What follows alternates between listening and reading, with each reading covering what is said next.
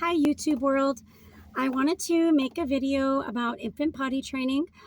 If you've seen my other videos, you know that I have done infant potty training with all of my children. Currently, I've had 9 babies who I infant potty trained, and it worked really well. So you could go to a few of my other videos to see how I talked about the process. But today I do have a cautionary tale of something that happened with my 9th child that I wasn't ready for. So basically, my son, I followed the same thing I did with my other baby. So just like them, by about 7 to 9 months, he had a really good amount of control over his bowel movements. And basically, he would pretty much always go on the toilet or on his little baby potty. And so that was great because I didn't use cloth diapers as much with him, but still, I don't prefer to change poopy diapers. And so I am happy with that. And he was still peeing in his diaper, so he still needed to be in a diaper. But for me, my goal has always been just getting them pooping and used to the toilet, but really not having to deal with poop accidents after about 10 months. So that was great. But then when he was 18 months or so, we just had this week where I wasn't being too careful about his diet, and he was eating like a lot of Cheez-Its and goldfish crackers and probably not getting enough fluids. I was still nursing him, but also he would have water and some milk and a little bit of juice. But so he got constipated, and because he had a good amount of bowel control and he wasn't comfortable, I think he held it in even longer than he would have naturally without having a degree of control. So he got constipated, and it was a painful poop. There wasn't any blood or anything like that, but still it was painful. And then that started this horrible cycle of constipation.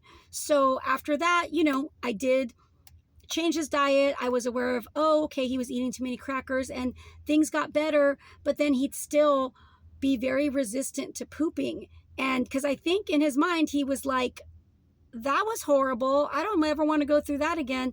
And so it was a struggle. And so I was giving him more juice.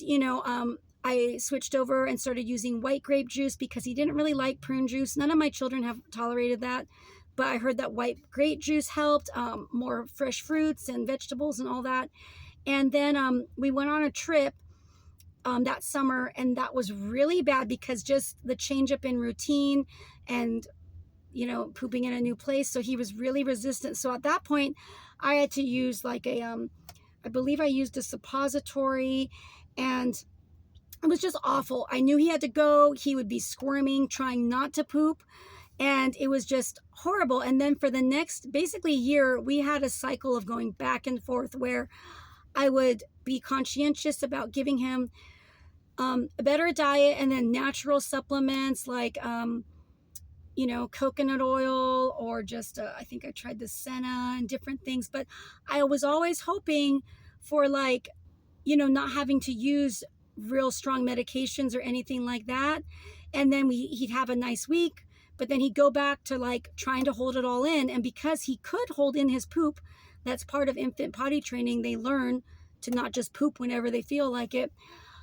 It would be really bad. He would really fight it. And I took him to the doctor and saw, what kind of avenues we could use. And basically, long story short, it was a very difficult year. Towards the end of that year of struggling, he was holding it in so bad. And then when he finally would poop, it was so horrible. He started having anal prolapses where his anus basically was coming out of his butt, and I would have to push it back in with a warm washcloth. And the week that happened, I believe it was 3 times in about a 10-day period. That was earlier this January. I just was like, forget it. I had read online, and my doctor had told me to just use Miralax, and I just really gave in and decided to just give him a dose every single day, because I had used some Miralax in the past. But then once he did better, I would let up on it because I didn't want him to get dependent on something.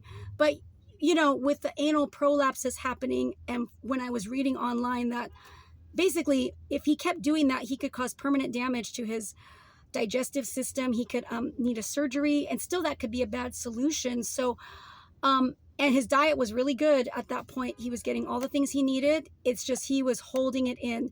And so Miralax, a daily dose, made it so it wasn't possible for him to hold it in. His stool was so smooth, it just would come out. So despite him still having this psychological desire to not poop, he would poop. And basically it's been 10 months now. He has been on that pretty much almost every day, because I just decided that reading from other parents' testimonies with toddler constipation, that it just was not worth it to back up and then have a relapse of constipation. The goal for me was, since I really truly believe he didn't have a physical problem, it was more of a psychological desire not to poop. I just wanted to make it as pain-free as possible for months and months and months, so that he would never go back to desiring to want to hold it in, so that pooping is just this normal thing that's not a source of stress.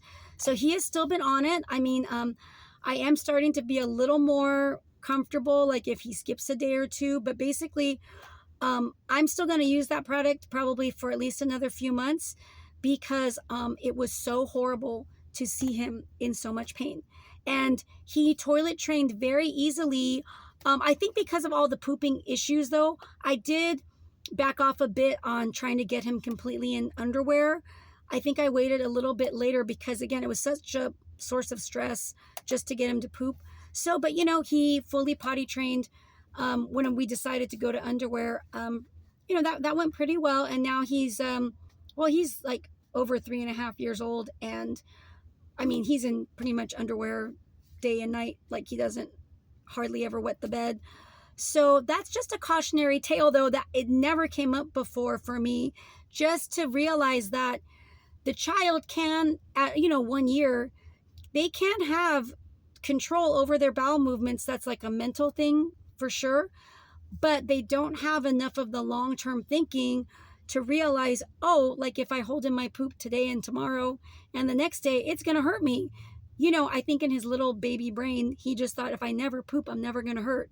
But obviously that wasn't the case. So that's just something to think about. I still would totally, actually, he was my last child that I gave birth to. I've had 2 miscarriages since then, but probably he's going to be my last child.